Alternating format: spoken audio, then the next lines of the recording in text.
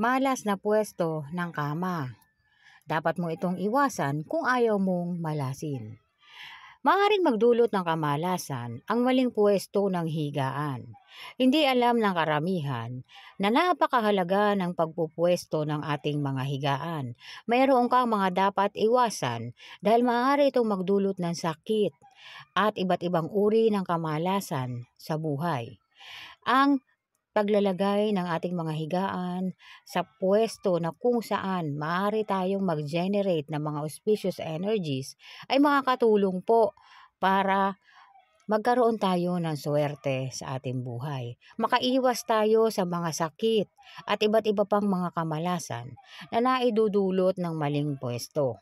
Ang video natin ngayon ay tungkol po sa mga pwesto ng higaan na maaaring magdulot ng kamalasan.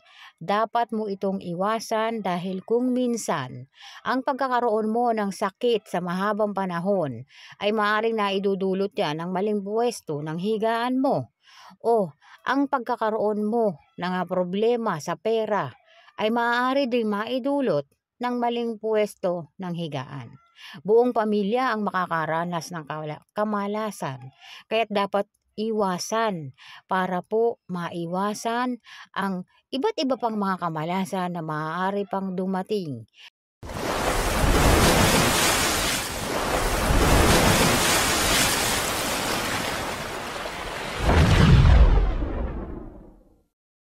Bed in line with the door.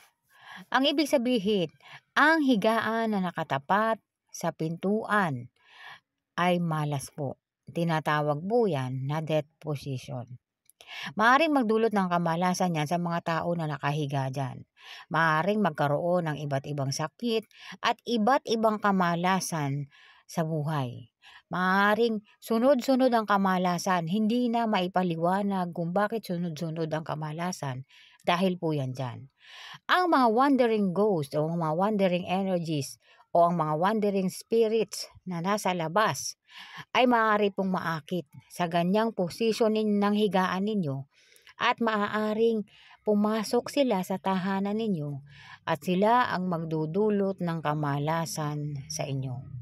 Maaari kayong maglagay ng mga pangontra, maglagay po kayo ng harang kung ang tahanan ninyo ay maliit. Pagbukas ng pinto, makikita ang higaan, po pwedeng maglagay ka dyan ng kortina o kung anumang blinds o harang ang pwede mong ilagay para hindi yan direktang nakalinya sa pinto o makikita sa pinto. Sapagkat hindi lamang kamalasan sa pagkakasakit, maaari ding maapektuhan ang money o ang pera na umaakyat sa tahanan.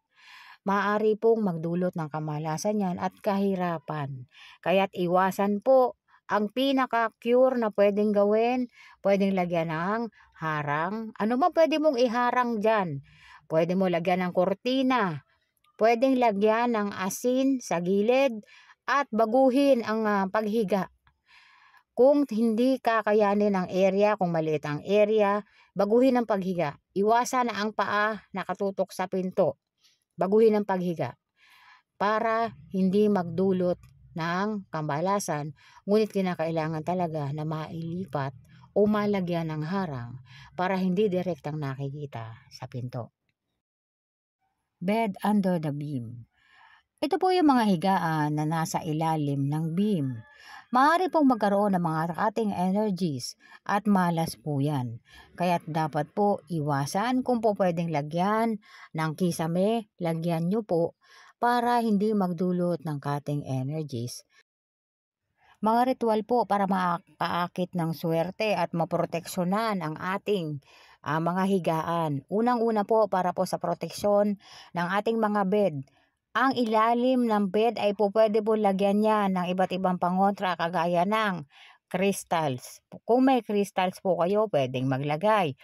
At kung mayroon pa pong space ang both sides ng inyong higaan, lagyan nyo po ng ilaw o ng lamp o ano mga pwedeng ilagay ninyo sa both sides po para magdulot po yan ng swerte. At para naman po doon sa simpleng pampaswerte lang, pwedeng maglagay ng asin sa ilalim ng kama or ng bed para makaiwas sa mga negative energies.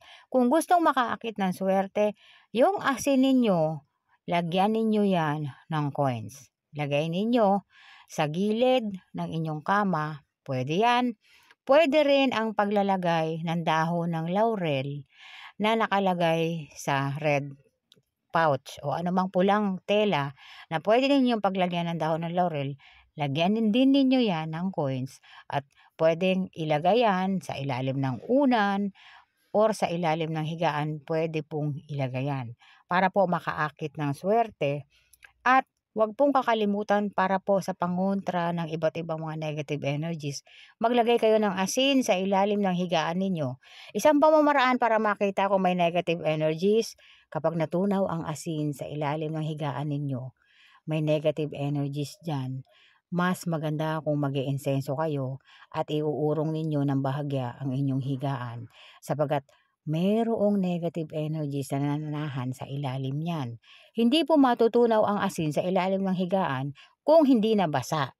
Pero kung naglagay kayo at natunaw ng bahagya ang asin or nagkaroon ng pagbabago sa kulay ng asin na inilagay ninyo, pahiwatig po yan na mayroong energies dyan sa napagpwestohan ninyo ng inyong higaan. So para maklear yan, maglagay ng panibagong asin at magsindi kayo ng insenso bilang offering para yung energies na nandyan ay magdudulot po ng swerte sa inyo at hindi kamalasan.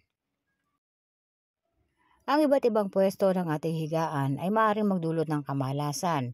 Kaya dapat iniiwasan natin ilagay ang ating higaan o itapat sa mga malas na pwesto dahil maaari po yan magdulot ng grabeng kamalasan at iba't ibang problema na darating sa inyo at maapektuhan yan ang inyong mga wealth sa buhay.